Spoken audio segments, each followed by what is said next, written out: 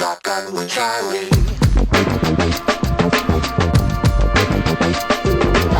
Riding shotgun refers to the practice of sitting next to the driver in a moving vehicle.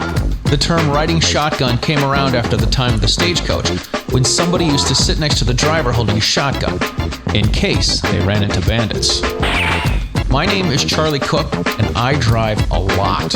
I like to talk to people while I'm driving, so I interview people in my car while I'm driving. Welcome to Riding Shotgun with Charlie.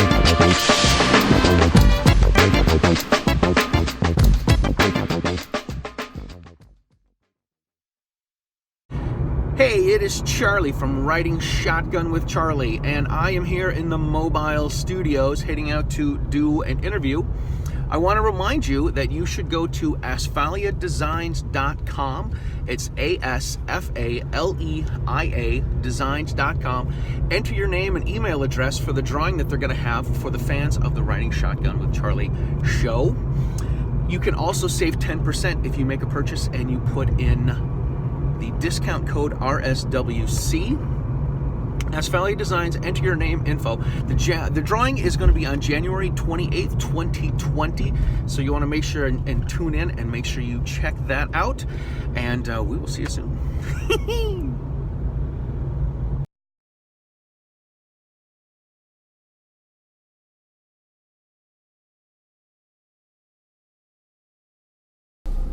All right, ladies and gentlemen, welcome to this episode of Riding Shotgun with Charlie. This is another interview that I am doing at the Gun Rights Policy Conference in Phoenix, Arizona. I have with me Michael Sodini. Did I say it right? Yes, you did. Yes. Nailed it on that Been first try. practicing all afternoon. Michael is with Walk the Talk America, and we're going to talk about some suicide prevention and how you got here and your background. And let's do it, man. Let's go. All right, man. Thank you for having me. I'm happy to have you on. This is great. It's very cool that Kerry Slone, a former passenger in the stagecoach, came up and she's like, "Oh my God, you gotta have on Michael." Okay, let's do this. I take that. So that is a ringing endorsement. Yeah, I like that. Kerry's great. She's a lot of fun. She's a lot of fun. All right, so tell us about yourself. Before you get into all the WTTA stuff, how did you become a gun guy? Did you were you a fireman, I think? No, okay. I was not a fireman. Never mind. So tell us about yourself. I'm third generation for Sondinis in the firearms industry. After I graduated college, I went to work in the firearms industry, but I didn't know much about firearms. I lasted maybe 6-7 months, and then I went on to other industries because I got my job through nepotism, which I'm good with, but Do you find out it's not really working? Well, at the time I probably should have appreciated it more, but right. When you want to make it on your own and you want to stand on your own, and I wasn't a gun guy, and to this day, like, the joke with me is, oh, it's Mike, the most ungun gun guy. I didn't give myself that nickname. That was something that was given to me by my friends in the industry. The most ungun gun guy. Yeah. I would have never guessed that, with the short hair and the scruffy look and a bunch of tattoos. Hey, I gotta try. I gotta try to look the part. It's not walk the talk, it's play the part. Play the part. Make it till you make it. Right. No, so I in 2005 I ended up going back to work for the family business in New Jersey, and from there, I became an international arms dealer that imported firearms in the U.S. So what you would do with Eagle Imports is you would find, if you had a company outside of the United States and you wanted manufacturing in the U.S. or someone to represent you, you didn't have an actual plant or facility, you'd find someone like me. We would import firearms from different countries, and we would act as their turnkey operation. So we would handle the marketing, the sales, the customer service, the warranty, and whatever else. Holy crap. There's a whole family coming across. Unbelievable. I usually have a camera on the hood, but right. Yeah, so we would sorry. Like I said, I usually put a camera on the hood, but I didn't. It would have been great people watching for Right. We're watching them while they're watching us. Yeah, so you find somebody like Eagle Imports to basically represent you and build your brand in the United States. Mm-hmm. And then when you get big enough, you leave me. No. But it was always interesting because I would go through life and people say, well, what do you do? And, you know, it's hard to explain to someone that's not, you know, most people are gun ignorant. Like the majority of people are gun ignorant. Sure. So I would explain to them and they would go, like Nicolas Cage in Lord of War? And I would think about it. And then I would go, yeah, just like that. Just like that. It's that exciting. He made it very cool. You know, they actually made the movie off of you, right? Yes. That's what it was. Most people don't know that. Most people Charlie. don't know that Nicolas Cage played you. Yeah. Now I have to kill you. Great. You've revealed my secret identity. All right. Well, this is the last episode of Riding Shotgun with Charlie. So no, that was it. That's how I got into the firearms industry. But the interesting thing for me was I love firearms and I love freedom and I love the Constitution and you know, but I wouldn't call myself, you know, a gun guy by definition of what I think a gun guy is because I'm around gun people all the time. Right. So yeah, I mean, you're not like a hardware guy, and you know, you don't have to have the latest, newest whiz bang. Right. I don't. You know, I follow it, but it's never been something that I was consumed with. Mm-hmm. I absolutely love the way the industry accepted me for who I was and never tried to change me. And that was really cool. So one of the things that, you know, I've always become a defender of the 2A community is because when people try to villainize us, I'm like, I know these people. These people took me in. They didn't have to. Right. I grew up in very liberal places with liberal ideas in many ways, you know, and I saw the acceptance and, you know, hey, like, let me show you how to do this, and let me show you this, let me take you hunting, all these things that I was never exposed to. And the industry's always been good to my family, you know. So I'm sure you've heard this, and I know I've said it in other places too. The people that I've met since I've started doing Riding Shotgun, every one of them is willing to help out and help promote and cross promote and do whatever they can to get your stuff out because it helps them, and it's all good stuff. And there's no one that's ever said, I'm not doing it, I'm not going to be on your show, we're not going to talk, we're not going to anything. And this is one of the things that I like about my outlet here is that I get to show people that people that are in the gun community, whether they're activists or instructors or doing the stuff that you do, it doesn't matter what it is, we're just regular folks. Absolutely. And I think people don't understand that, you know, there's a lot of people that understand what gun culture is or the 2A community is. And I always try to tell people, you know, you see kids that skateboard, you see the emo kids, you see it's a lifestyle. Yeah. Like that's what it is. That's all. Yep. You know, and there's different people in that community and lifestyle, but so many good people. You know, and then the thing we have to hang our hats on is the majority of us are law-abiding citizens, right? And so I've been doing this for the last 2 weeks. Instead of just saying law-abiding, I'm adding law-abiding background check passing. Right. Because this is something that people are, oh, don't pass background. Yeah, no, we're law-abiding background check passing people. Exactly. Like, in order for us to get a gun, we have to pass a background check somewhere along the line. And, yeah, that's the scoop. No, that's a good way to put it. Yeah. So, we're all good folks. Yeah. Law-abiding folks. Everyone's been really nice. Everyone's helps everyone out, which is awesome. Yeah. It's tough for us because of the media and people putting that villain label, and, you know, you cheer when there's, you know, tragedy. It's like, no, we don't. Right. We actually don't like it. And as businessmen, we don't like it because it doesn't give us consistency. And it's, you know, it's interesting. Yeah. So. All right, so how does this lead to Walk the Talk America? Because WTTA has only been around for a short time, hasn't it? Yes. Because I've only known about it, I'm going to say I've known about it for maybe a year? Yeah, it's been around a little over a year. As a matter of fact, it was, I think, last July. Yeah, it was. It feels like 10 years for me now. It's come so far. But so, unfortunately, Eagle Imports suffered a huge tragedy in 2006. One of my good friends, who was also the president of the company, had something traumatic happen to him, was in crisis mode, and took his own life. Wow.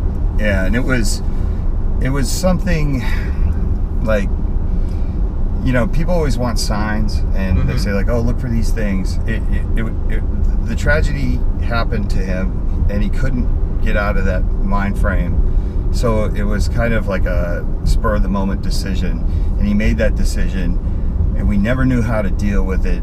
At the time, I wasn't the president of my own company. I wasn't half of the person I am now, especially going through this last year, learning about suicide prevention and crisis and trauma and mitigating those things. We didn't really handle it as a company. We just kind of kept moving, right?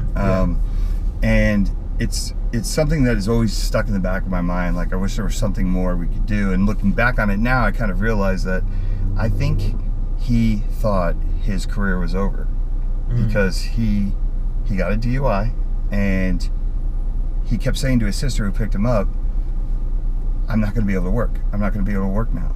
And yeah, I think it's something that weighed on him, which comes into play later when I learned about the community and how many of us have lost someone because they didn't want to go seek help, because they didn't want to lose their gun rights, or they didn't want to lose their job because of the stigma with mental health.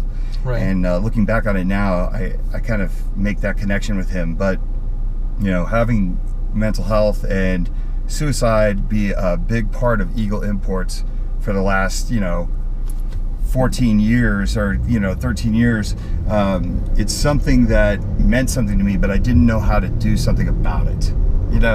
We're so busy defending our 2A rights that sometimes I think we forget what we can do besides that. Right? So I was in New Orleans with my national sales manager, a very, very popular guy in the 2A community, in the industry, named Rafael DeValle. He still works at Eagle. And we were in New Orleans, and we randomly met this lady who was there by herself, and Raf had read the same book as her, and they made some small talk, and she was cool, and she was there for a convention, and we sat down and we said, well, let's go grab that. Let's go grab it. So the restaurant was crowded. Like, hey, you want to come eat with us? She sat down. We started talking. Ralph and I were probably 12 vodka sodas deep, so we were having a great time. And she was curious about firearms. She had no opinion either way. She was like, my dad had them. Da da da. She going on, and she said, how does the whole mass shooting thing, what does that do to you guys? And I said, okay, well, here's how that works. The shooting happens, the tragedy happens, everybody blames the gun. I said, we blame mental health, and it just goes in a circle of nowhere. And she said something that blew us away. She goes, well, if you identified that it's a mental health issue, you guys must work hand in hand with the mental health community, right? That only makes sense. You've identified the problem, so you must work. And we were both like, I don't think we do. And Ralph's like, yeah, Mike, you know what we should really do? We should probably give $1 a gun to mental health. And I'm sure we can get a lot of the other guys to give $1 a gun or this and that to mental health. And I thought about it, and it's like I became obsessed with it. So I was like, it's actually not a bad idea, So I went back to Vegas, where I live, and I became obsessed with the idea, and I studied, and I looked for organizations, mental health organizations, and I tried to make sure I wasn't recreating the wheel. And I stumbled upon a position paper by Mental Health America, position paper 72. And in the paper, they stayed neutral on firearms, but they talked about the money and the lack of resources that mental health has suffered, the community has suffered over the years. So I was like, okay, here it is. This is like something that I can get behind, this type of organization, because if they're fighting for the rights of people that battle mental illness, because a lot of mental illness is temporary. Right. So you shouldn't have to lose your rights for the rest of your life and have a scarlet A on your chest just because you went through some depression over a bad breakup or things like that. Yeah, and I mean, let's face it, we've all had some sort of issue like that happen. Whether it's a death in our family, or a death to a friend or loved one, or going through life kicking your butt, you get divorced, you get demoted. That's it happens to everybody. And then when you start to chip away and say, well, if you felt sad, if you cried about some situation, and you start chipping away and lowering the threshold for what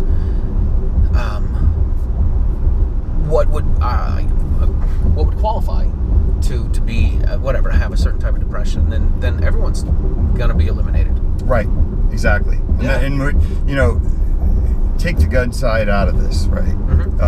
Just take it from a level of, you know, your physical health, right? As kids, we go to elementary school, all the way through high school, we have physical education. And it's important. And there's no stigma to it. Like, most people, when they're out of shape or they're overweight, I gotta lose some weight. You know, or Mike, you're looking a little heavy there. Like Right. Mix in a salad, brother. Have a salad, Yeah. exactly. That's just what I was thinking. Come on, Snacky Robinson. Snacky Robinson. But we don't do that with our mental health. And it's wild to me. Because mental health is actually, if not more important than your physical health. Right. Why do we not, as kids, we should have a physical education course. Every year, we should have a mental health course. And deal with it. Like, that's the utopia I see. I think that would be something major for the community. Yeah. And it would be major to eliminate the stigma of mental health. You know, yes, I have bipolar disorder. It doesn't mean that I'm going to do something dangerous to myself or others. Yeah. I'm not afraid to talk about it because there's other people out there that might be going through the same thing I do. And they need to hear my story. Because it can help them and help them get through it and realize how to handle it and how to deal with it. Right. Yeah, absolutely. And one of the great things about working hand in hand with mental health, and I got to circle back eventually to the story of how I linked up with Mental Health America. It's kind of funny, but you know, one of the things that they've taught me is that there's no future predictor of violence, right? Only previous violence is the future indicator, not mental health diagnosis. Okay. Right, so you could take 10 schizophrenics, 10 people that deal with bipolar disorder, and they could go their whole life owning a firearm and never hurting a fly. Right. And that's something that I think everyone needs to understand, that there's no such thing as Minority Report, the movie, right? Yeah. Keep going. I want to come back to Minority Report, though. No, and that's just something that gets lost in the mix, is when you deal with the people that know these things, they will push you more towards, let's work on suicide prevention, because that's a number that's actually much larger than the other one, and it's more, you know, it's more realistic to bring down that number. Gotcha.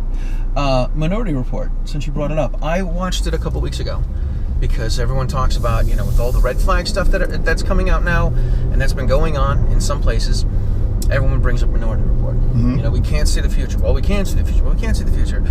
And I've started to think, I'm like, wait a second. Everything that the precog said Tom Cruise was going to do, he did. So I'm like, I don't know if we should say, I don't know if we should bring up Minority Report, because everything they talked about did happen. But I thought it was interesting before the first domino started to fall for Tom Cruise, is the precog that he pulled out of the water and dragged with him said that he had a choice. And he had a choice to follow that path or to not follow that path. And he thought he didn't have a choice. But he did have a choice, and he followed the path. And, you know, and then the whole thing unravels my whole theory, because the other guy was behind the whole deal. Right. So, and it was a movie. Right. It was a movie. Right. No, but it's you know what? It's one of those things where it does open your eyes, and it makes you understand that stigmatizing things is never the answer to find solutions.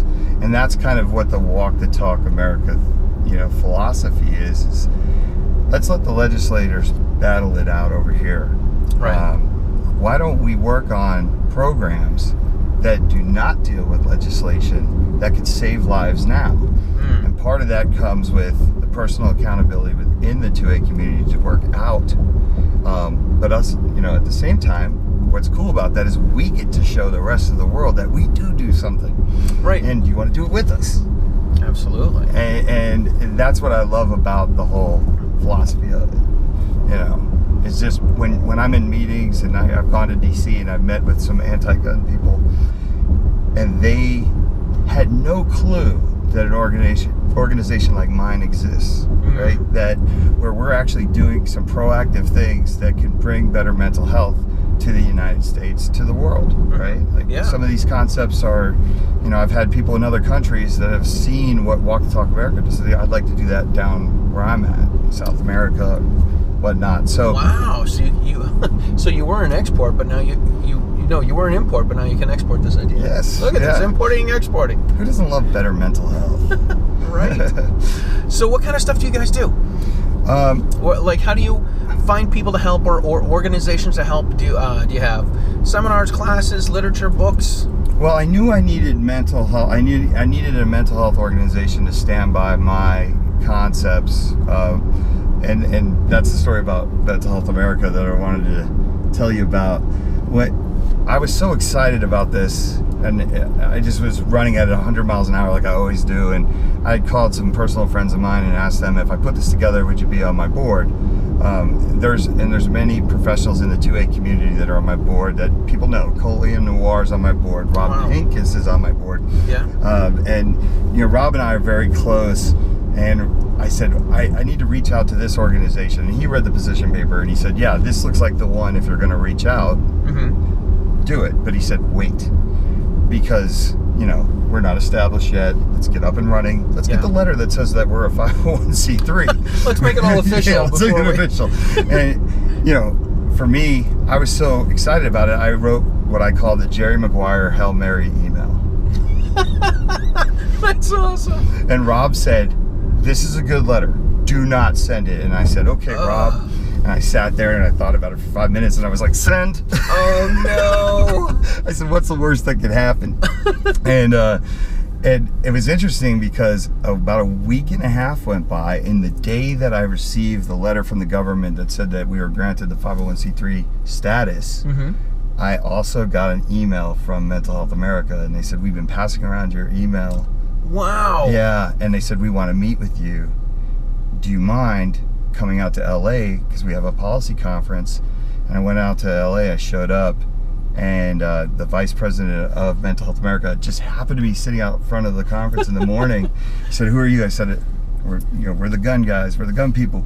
And she said, we're very glad you're here, but we didn't think you'd make it. And then the rest is history. We kind of took off the relationship, and we're taking it to the next level, which is awesome because you have two different cultures that ran parallel to each other, both stigmatized, now working together to find solutions for stuff. That's awesome. So that's the start of how my relationship came about with Mental Health America. And we do, when we first started, all I wanted to do was collect money and hand it to them and say, like, we'll fund it, you figure it out. Right. What's great about the whole year, over the year, is that we now have our own programs and policies that other organizations like Mental Health America want a piece of, and we started them. That's kick-ass. Yeah, so, we do little things. So we started off with a range safe storage program, where basically, I actually brought one of these flyers. Check it out. Yep, we have a flyer that, it says mental health, it's okay to talk about it. Everyone has it. Some might need help with it. Walk Talk America's with you. And it leads to a link on our website, WTTA.org/love. And you could go there and get free and anonymous mental health screenings. Wow. Yeah, and I'm a big believer in you need to, I'm skeptic, right? So I'm like, what are those really going to do? Right. It's free, really. It's free, and how are they really going to determine anything? And then I saw how it changed the life of my daughter. It also changed the life of another person in my family who wants to be anonymous. But this person went on there and took one of the screenings, called me one day and said, I went to see a therapist because of the screenings. Because I filled it out and I did not like what I saw. And I thought, this works. It may not work for everybody, but it works, right? Right. And then the best story is my 11-year-old daughter one day walks in to the room and says, Dad, I think I suffer from anxiety. And I come from a family, New Jersey Italians. If you said, I think I suffer from anxiety, the answer would have been, I'll show you something to have anxiety about. And you want anxiety? Let me give you some anxiety. But, soft mic, dad mic, I said, I'm going to push her to the screening. So I said, the organization You know this thing that Daddy does, sweetheart? And at the time, I didn't have my own URL that led to it. I had to send her to MHA, but I didn't pressure her about it. I said, go there, answer the questions, because they have an anxiety screening. I said, answer the questions, answer them for yourself. Don't answer them like somebody's watching, somebody's looking. Right. And I left it at that. I left it alone. How old is she? She's 11. 11, okay. Right, so 2 days later, she comes into my room, and she was handing me mail or something. She went to go check the mail, and on her way out the door, she turns and she goes, oh, Dad, I forgot to tell you, I went on that website you told me, and I took the screening that you told me to take. Yeah. And she smiled, and you know your kids, right? You know your kids when they have a smile or a look of relief. And she said, I only suffer from mild anxiety. Wow. And I said, that's a good thing, right? And she said, no, I feel a lot better. I said, it shows you how to handle that too, because they have these pointers on what you can do. Tips, sure. Right. And she left the room, and I said, how do I recreate that for everybody? Like, how do I recreate that for the gun community? Yeah. Right? And that's how we came up with the Walk the Talk America bands, free and anonymous mental health screenings, and it has WTTA.org/love. Same thing that's on these flyers that about 8 gun manufacturers have put in their box. Cool. You know, so put them with the cases. Gotcha. Put them in the cases, and the thing is I want you to see mental health. And you know, you might buy the gun and not need it, but you may have a friend who needs it. Sure. Or you may come back to it later if you hold on to this. It says in the front, do not throw out. You might not need this today. Very much like your gun. You might not need it today, but you might need it sometime in the future. Yeah, my assumption is everyone's going to follow the instructions and not throw it out. Of course. Keep it on deck in case they need it. and I have a band for you that I brought for you that you will be able to keep with you. And we can put this right here for now, but here's the cool thing about this. Charlie, you never have to take it off. Never. This thing is waterproof. And now that we are in the same club, I will personally call you every 15 minutes just to make sure you're okay and you're wearing it. Sometimes I call him 5. No, but seriously. Right. So these are a couple of little things that we do. But once again, there's way more to this. We have a safe storage range program where you can bring your guns, no questions asked. If you're not feeling well, you can drop them off there, and you can pick them up at a later time. Okay, I'm not from free America. I'm from Massachusetts. Is that considered a transfer? No. There are ways that people can take them in under gunsmithing. Okay. And you don't have to have an FFL for that, right? To collect them and hold on to them. Right. Okay. But I mean, you're bringing them to shops, right? So most of them have FFLs, right? Okay. There are certain states where you can a friend can take your firearm and store it for you, right? But that goes back to the personal accountability of us as 2A individuals, right? We're attuned to that. But then there's other states like New Jersey, where I'm from, as you know. If I hand you the firearms, it's a transfer, and I have to, you'd have to do a background check on me. I shoot your gun, I hand it back to you. Now I'm transferring a gun back to you. I got to do a background check on you, even though we're still at the range and in the same session and shooting each other's guns. Right, and we have to be careful. And this is one of the things. And you talk about the education piece of 2 industries or communities that don't talk to each other. Mental Health America had no idea that handing your firearm to someone in a time of crisis and having you exit the house, like in a state like New Jersey, makes everyone a felon. Right, because it's an illegal transfer. They didn't know, but we shouldn't be mad at them for not knowing. They're not gun people, right? But this is what the beauty of this relationship is now. So as much as they teach us about things, we teach them. Gotcha. And it's an environment where the guard's down and there's no stupid questions, and they get to come in and learning little things like the difference. And that brings me to my next program that we have that we're launching nationwide is Cultural Competence continuing education course for mental health professionals. Because we as the 2A community, we're afraid to go tell someone, hey, I own firearms and I'm not doing it okay. And what we've been told, because there's been a narrative that has been kind of forced on us, with, hey, it's crazies with guns and the gun grabbers are all there, is mental health clinicians will take your firearms if you are in crisis. That is not true. there's certain states where it gets a little dicey, but that's Right. what we're figuring out with Mental Health America. Like, that's the whole education piece where we're learning from each other. And Mental Health America is going after those states with their advocacy team to say, like, no, what you're doing here is wrong. You are putting that scarlet letter on mental health, Right. And you shouldn't do that. But at the same time, we're bringing mental health clinicians that never knew that we had this fear, and then we're educating them on gun culture. Yeah. So we kicked off our pilot class in Reno, and it was amazing. We had 14 mental health clinicians come on to the range. Maybe one of them, I think, had shot a gun in the past. Almost all of them had no clue that we have this fear. Wow. Right. And it was learning from each other. I had no clue that most of them had no clue, right? Yeah. And they got to shoot the firearms. It was a 4-hour class. It was great. And they got continuing education courses that they could apply to their profession as they move forward. That's kick-ass. Yeah, it was great. It was something else. And we, our next goal is Psychology Today, everybody who has a profile on there as a mental health professional is able to pick what they specialize in. So there's a category for airline pilots, right? Like, we need a 2A. We need the 2A box.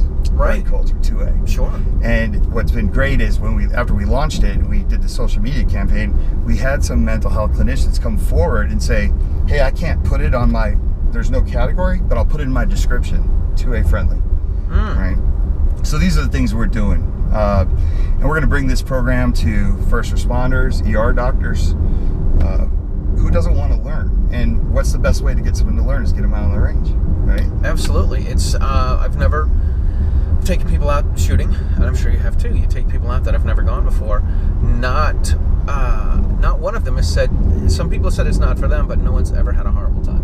Right. I mean, so it's always a good time going to the range. Yeah, I think, and what you said there is interesting. You don't have to love it. You might catch the bug, you might not. Yeah. But I I had a friend of mine who his wife, they say they're gun neutral. They're not gun neutral, but they say they are. Okay, cool, that's fine. I went to have her take some pictures of me for some stuff, and this is a bunch of years ago. And he's like, don't let her shoot. He's like, I'm not telling you can't shoot. We're okay with people having guns. I don't want my wife shooting. Okay, cool. So we went to the range. Somebody walked by with I think they had one of the pink Smith AR-1522s in camo, and she's like, oh, that's pretty cool. Can I shoot that? He's like, yeah, sure, go ahead. And then she shot. He had I don't know, a purple handgun. She shot that, and she shot a Glock 19. And we got some pictures. And he called me at 10:30 that night. He's like, hey, what'd you do to my wife? Excuse me?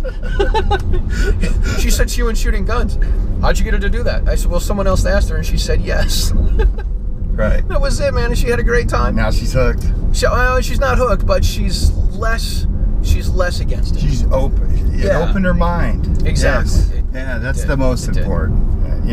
That's the thing. Is like, we don't have to agree on it, but we have to get educated. We're never going, and both sides, we're never going to mitigate these numbers and find solutions that don't deal with legislation unless we understand the issues and the problems. And that's, that's a big thing. That's a big thing. It's huge. Absolutely. So. All right, listen, we are almost where we need to be. I want you to let people know how they can find Walk the Talk America and contact you and the organization, and how they can follow you on social media and all that stuff. Okay, so WTTA.org or WalkTalkAmerica.org. Those are the website URLs.